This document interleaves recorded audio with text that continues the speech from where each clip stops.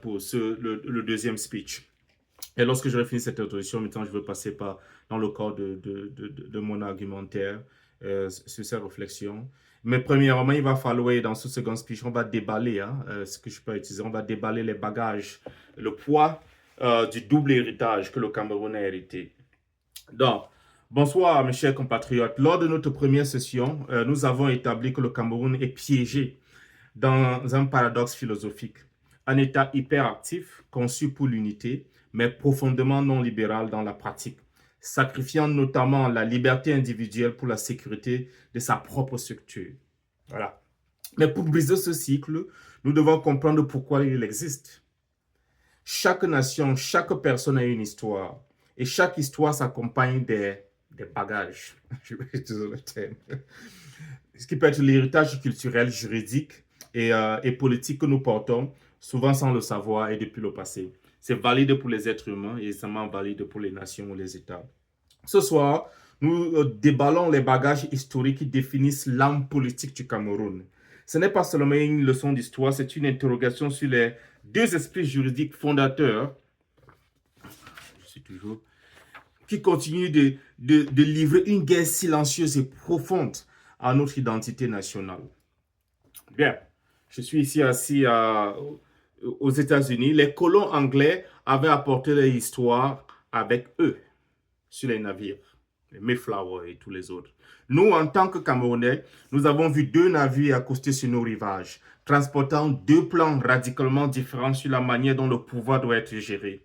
Notre destin a été façonné par les coutumes et les traditions spécifiques de ceux qui nous ont colonisés et par le fait qu'il y en avait deux. Le bagage historique dont nous avons hérité est un conflit entre deux philosophies opposées, du droit et de la gouvernance. Premièrement, l'esprit de commandement, c'est l'héritage francophone, voilà, avec son droit civil. Cette tradition privilégie l'État central comme autorité administrative suprême. Sa structure est hiérarchique, son processus est codifié et sa philosophie repose sur l'idée que l'État est la source de l'organisation et l'architecte de l'ordre social. Le droit découle du sommet vers la base. Donc, voilà cet esprit de commandement, cet héritage francophone et avec, bien évidemment, le droit civil qui y est rattaché. L'esprit de contestation, ça c'est l'héritage anglophone et qui est avec, bien évidemment, sa common law. Cette tradition met l'accent sur la limitation du pouvoir. Son histoire, telle qu'elle apparaît dans la Magna Carta et dans le... Je suis toujours en train... Voilà. Et dans le Bill of Rights anglais, est le récit des citoyens. Les barons, les parlementaires ou les simples hommes libres, arrachant des droits au monarque. Bon, pour ceux qui connaissent la Magna Carta, vous l'avez appris en histoire. Arrachant des droits au monarque. Le droit découle du précédent et de la raison et de la contestation continue de l'autorité exécutive. Donc voilà les deux grands esprits, les bagages qui viennent. Lorsque les arrivent, ils arrivent avec ça. L'esprit de commandement, l'héritage francophone avec son droit civil, et l'esprit de contestation, l'héritage anglophone avec la common law. Ces deux philosophies n'ont pas fusionné, elles ont été superposées l'une sur l'autre. Il faut bien le comprendre. Le résultat est une structure constitutionnelle où l'autorité centrale, le commandement, considère souvent les limites du pouvoir, contestation, non pas comme des principes essentiels, mais comme des inconvénients hérités du passé étranger. Je répète, ces deux philosophies n'ont pas fonctionné. Elles ont été superposées l'une sur l'autre. Le résultat est une structure constitutionnelle où l'autorité centrale, le commandement, considère souvent les limites du pouvoir, qui sont la contestation, non pas comme des principes essentiels, mais comme des inconvénients hérités d'un passé étranger. Dans l'histoire anglaise, les grands bonds vers la liberté sont nés des moments coercifs. Les barons rencontrant le roi Jean à Runier-Médé, l'imposition de l'abbé Corpus, la déposition du roi lors de la glorieuse Révolution. Ce fut des moments où le pouvoir a été contraint d'être écrit et limité. La tragédie centrale de notre bagage historique est que nos moments constitutionnels fondateurs, en particulier le passage à l'État unitaire en 1972, furent largement des actes de décret exécutif. Voilà la différence. Je répète, la tragédie centrale de nos bagages historiques est que nos moments constitutionnels fondateurs, en particulier le passage à l'État-unité en 1972, fut largement des actes de décret exécutif et non des moments arrachés au pouvoir par la demande populaire. Voilà la différence. L'une des différences. Il s'agissait plutôt de restructuration administrative et non de contrat philosophique.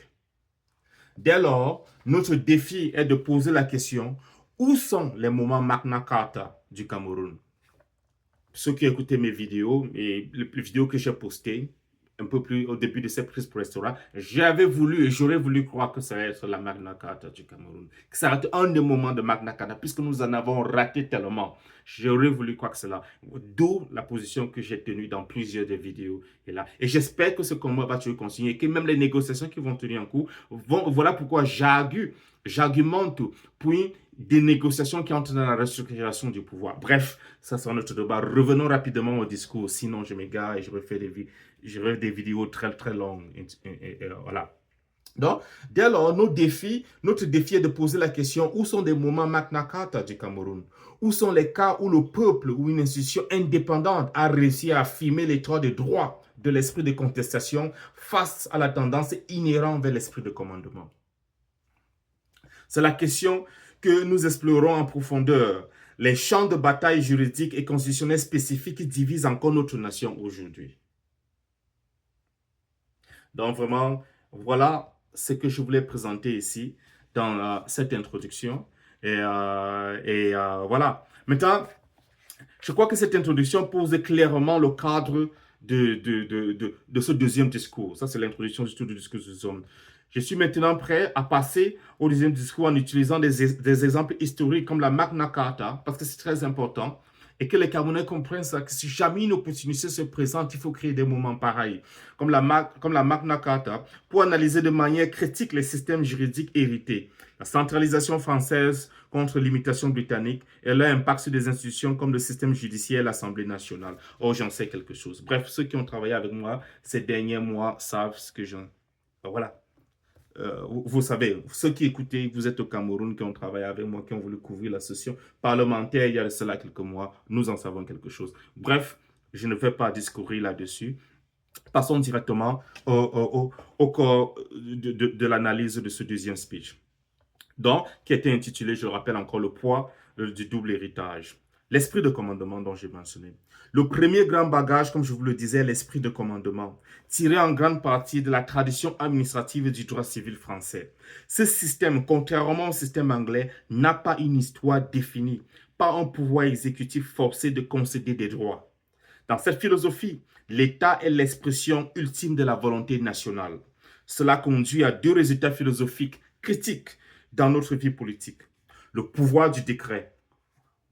Oh Dieu, vous en savez. Le pouvoir du décret. La loi a tendance à être vue comme un instrument formel et codifié issu du sommet du pouvoir. La présidence ou l'administration centrale et non comme une lente accumulation d'accords communs ou de précédents judiciaires. Vous avez compris, non? Lorsque le gouvernement veut agir, il émet un décret ou un code. C'est philosophiquement efficace, mais cela contourne la nécessité du consentement populaire au moment de la création. Deuxième comportement que je vais dire, la législature subordonnée. Dans le monde anglais, le Parlement a fini par déposer le roi et devenir souverain. Dans notre système hérité, l'Assemblée nationale, bien que constitutionnellement souveraine, fonctionne souvent comme une chambre d'enregistrement administrative. Elle ne conteste pas vigoureusement l'exécutif, car philosophiquement, elle est vue comme une partie du mécanisme global de l'État central et non comme un pouvoir égal et de contrôle. J'en sais quelque chose. Vous autres qui avez travaillé avec moi en savez quelque chose. Lorsque nous avons voulu, il y a de cela quelques mois, j'ai voulu faire une rediffusion des travaux de la session parlementaire récente. Je crois que c'est celle de début d'année, la rentrée parlementaire de début d'année. Mais j'ai touché ces réalités-là de mes propres mains. Et ceux qui ont travaillé avec moi le savent. Bref, ne nous égarons pas. Revenons dessus. C'est-à-dire que dans le modèle anglais, le Parlement a fini par déposer le roi et devenir souverain. Dans notre système héritier, l'Assemblée nationale, bien que constitutionnellement souveraine, fonctionne souvent comme une chambre d'enregistrement administrative. Elle ne conteste pas vigoureusement l'exécutif, car philosophiquement, elle est vue comme une partie du mécanisme global de l'État central et non comme un pouvoir égal et de contrôle. La branche législative qui devrait représenter le consentement général, comme l'exige l'article 12, par exemple, de la Magna Carta pour l'imposition, se contente souvent d'entériner les décisions du commandement. Cet héritage cultive une culture politique qui attend la soumission à l'autorité plutôt qu'une participation active à la gouvernance. Je répète, cet héritage cultive une culture politique qui attend la soumission à l'autorité plutôt qu'une participation active à la gouvernance. Deuxièmement, parlons maintenant de l'esprit de contestation. Puisque j'ai parlé de l'esprit de commandement et son droit civil, parlons de l'esprit de contestation.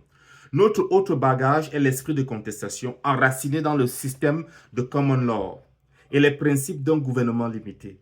C'est là que notre crise constitutionnelle trouve ses angles les plus tranchants. Rappelez-vous les événements historiques. La Magna Carta 1225 1215, elle a limité le pouvoir arbitraire du roi, établissement qu'aucun homme libre ne peut être emprisonné sauf par un jugement légal de ses pairs. Ça, c'est ce que s'appelle le droit au jury. Je répète, elle a limité le pouvoir arbitraire du roi, établissant qu'aucun homme libre ne peut être emprisonné sauf par un jugement légal de ses pairs. Droit au jury. Rappelez-vous, ça c'est encore dans l'histoire anglaise, l'affaire du Dr Bonham en 1610. Le juge en chef Coke a affirmé que la common law pouvait contrôler et même annuler les actes du Parlement qui étaient, je cite, contraires au droit commun ou à la raison. Je répète. L'affaire du Dr Bonham 1610, le juge en chef Coke a affirmé que la common law pouvait contrôler et même annuler les actes du Parlement qui était, je cite, contraire au droit commun ou à la raison.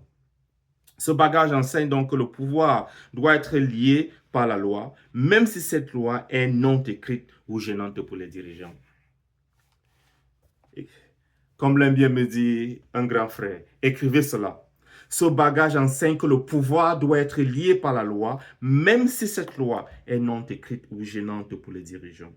Au Cameroun, cet esprit se traduit par la demande d'une procédure régulière, ce qu'on appelle le due process en anglais, et tout, de l'indépendance judiciaire et du contrepoids exécutif. Mais cet esprit de contestation a été systématiquement, je répète, systématiquement marginalisé. Le pouvoir judiciaire marginalisé. Lorsque Coke a affirmé l'autorité, ça c'est en Angleterre, de la Cour sur le Parlement, cela a jeté les bases du contrôle judiciaire. Lorsque le Chief Justice Coke a affirmé, comme je dis bien, l'autorité de la Cour sur le Parlement, cela a jeté les bases du contrôle judiciaire. Au Cameroun, malgré les textes constitutionnels, notre pouvoir judiciaire échoue à jouer ce rôle de signal.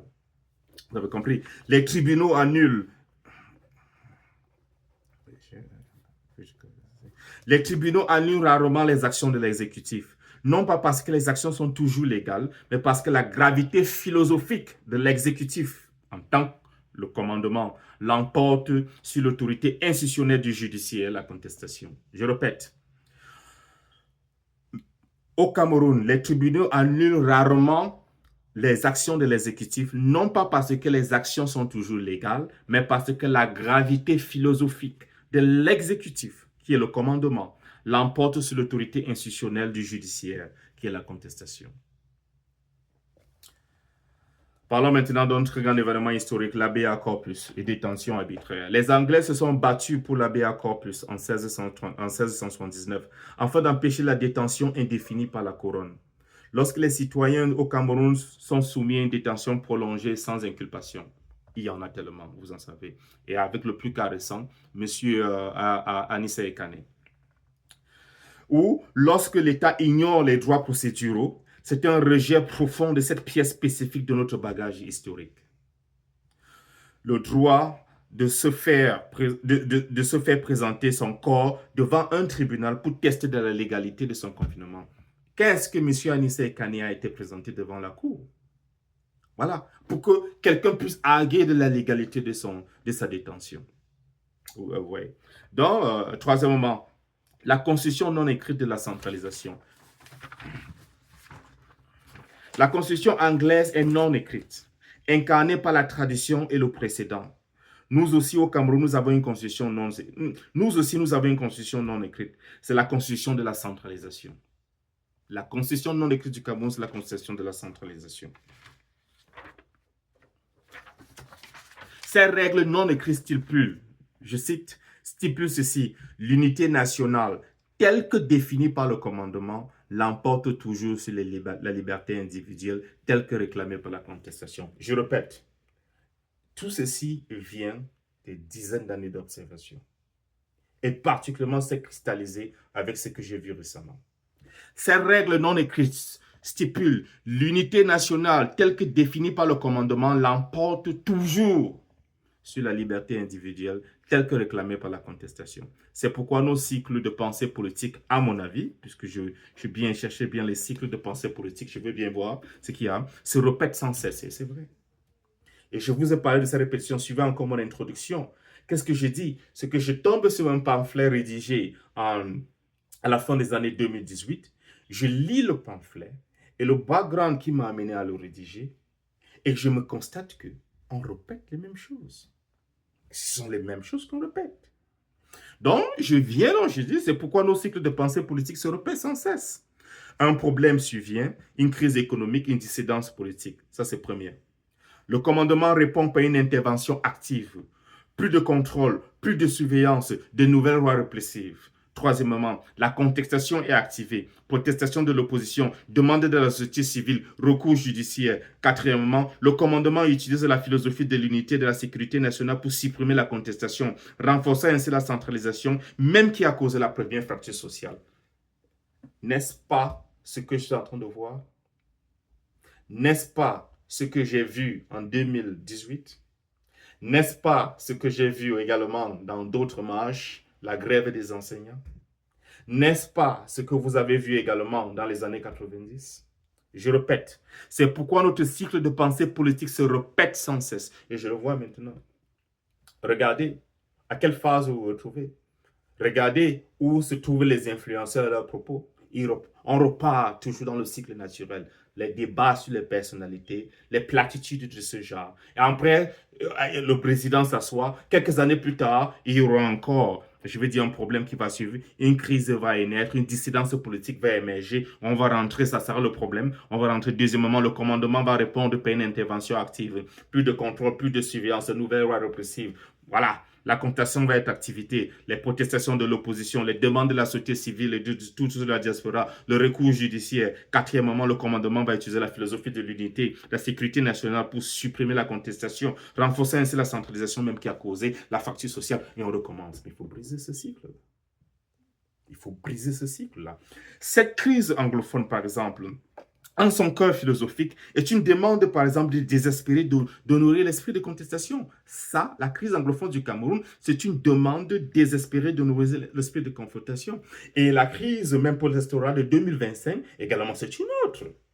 C'est une autre. Et il y a de fortes chances qui va se matérialiser dans les années supérieures par une sécession, une rébellion dans le Nord. Ça, la probabilité pour qu'un tel événement arrive est vraiment grande. Donc, un plaidoyer pour limiter le pouvoir unitaire et permettre la crise anglophone en son cœur philosophique est une demande désespérée d'honorer l'esprit de contestation. Un plaidoyer pour limiter le pouvoir unitaire et permettre un véritable, je cite, espace décentralisé où la tradition de common law du pouvoir limité pour prospérer. Pourquoi est-ce que ça n'a pas été permis? Pourquoi est-ce qu'on n'aurait pas arrivé à cela? On n'aurait pas arrivé à une zone comme du Cameroun qui est complètement détachée et ingouvernable. Si on avait juste permettre et créer cet espace où les gens peuvent exprimer leur gouvernance d'une façon qui leur propre et qui vient de leur bagage historique. Donc je dis, la nécessité donc, il faut qu'on se live vers un nouveau contrat philosophique. Nous devons cesser de traiter nos textes constitutionnels comme des simples morceaux de papier. Ce sont des archives de combat de notre histoire philosophique. Et ça ici, ça me rappelle une conversation. Et il y a de cela quelques années, Chief Justice Breyer, que j'ai l'occasion de rencontrer parce que qui m'a même invité et qui a pris sa retraite. J'espère que j'aurai l'occasion de le voir s'il a un âge en avancé. S'il m'écoute et il comprend français. Je voulais le rencontrer parce que je voulais lui poser la même question que Chief Justice lui avait demandé. La dame qui était Chief Justice du Ghana, j'ai oublié son nom, lui avait posé il y a une dizaine d'années. Pourquoi est-ce que vous, les Camerounais, pourquoi est-ce qu'en Amérique, il y a cette espèce de... cette obsession à pouvoir respecter les textes juridiques, constitutionnels. Et pourquoi ça ne se fait pas chez nous? Je vais poser la question. Et moi, je vous pose donc la question. Pourquoi donc les Camerounais ne respectent pas les textes constitutionnels? Qu'est-ce qui se passe? Et qu'est-ce qu'il faut faire pour respecter ces textes? Ça, c'est une question que je pose. Mais c'est une réflexion sur laquelle je reviendrai dans les années, dans les mois à venir. Et tout. Donc nous devons cesser de traiter nos textes constitutionnels comme des simples morceaux de papier. Ce sont des archives de combat de notre histoire philosophique. Pour construire une politique de responsabilité de consentement, nous devons choisir consciemment quel bagage préserver. On souvent dit à mes enfants, vous êtes nés, vous avez des bagages venant de moi, venant de votre mère. Et quand je dis de votre mère a des bagages venant également de sa famille, vous avez des bagages venant de moi. Il faut savoir quels sont vos bagages, il faut savoir lesquels préserver et il faut savoir lesquels vous en défaire. Ce qui est valide pour l'être humain est également valide pour la vie des nations. Parce que qu'est-ce que c'est qu'une nation? Elle n'a pas d'existence réelle. C'est l'individu qui au centre n'existe pas. Donc, pour construire une politique de responsabilité de consentement, nous devons choisir consciemment quel bagage conserver. Nous devons rejeter les aspects du commandement qui élèvent la bureaucratie au-dessus du citoyen. Nous devons revitaliser la contestation en habillant nos tribunaux, en habilitant nos tribunaux, en exigeant un contrôle législatif et en exerçant nos droits constitutionnels à la liberté d'expression et de réunion. Dans notre prochaine étape de nos lectures, dans les prochains speeches, je vais faire l'effort. Nous allons travailler, pas seulement à amender les documents dans les prochains speeches, je vais m'efforcer également à amender la mentalité. C'est à ça que nous travaillons. C'est à ça particulièrement que je travaille, ainsi comme ça le Cameroun. C'est amender la mentalité. Les textes sont là, mais c'est la mentalité qu'il faut amender. Nous devons créer nos propres véritables moments de Magna Carta. J'en ai parlé. Chaque fois qu'il faut saisir, il ne faut pas vous rachever dans les histoires, la paix, la paix. Mais qui vous a rendu comme ça? La dualité de la vie existe. Qu'est-ce que ça signifie la paix? Il faut être des hommes totaux, il faut être des hommes entiers. Quand la situation demande que vous entrez en colère, vous entrez en colère. Si c'est approprié, vous entrez. Pourquoi chercher à vous limiter à un aspect? Non, il faut être total. Il faut être total. Lorsque le moment de carte arrive, ça veut dire que là maintenant, il faut avoir l'attitude qui correspond à la crise que vous avez en face de vous. Donc nous devons créer nos propres véritables moments de Magna Carta, des moments où la volonté politique du peuple contraint avec succès l'État à accepter les limites irréversibles à son pouvoir. Nous avons échoué en 92, nous avons échoué dans les années précédentes, nous avons échoué en 2018, c'est comme si encore nous voulons échouer en 2025. Je vous remercie absolument pour cette attention. Et voilà, je m'arrête. J'ai décidé de vous présenter ce deuxième speech en français. Bien évidemment, vous pouvez toujours mettre la caption pour avoir la traduction en anglais. Donc, je vais alterner comme ça entre les deux. C'est aussi bien pour moi. Donc, bien, merci. Je vous remercie énormément pour votre attention. J'espère que vous avez été édifiés par ces réflexions dans du deuxième speech. Et voilà, dans le prochain speech, je crois que je fais trois cette semaine pour vous présenter aujourd'hui. Donc, nous allons continuer le troisième speech. Bon, pour l'instant, donc voilà ce que j'ai pour vous. Merci pour votre attention et à tout à l'heure.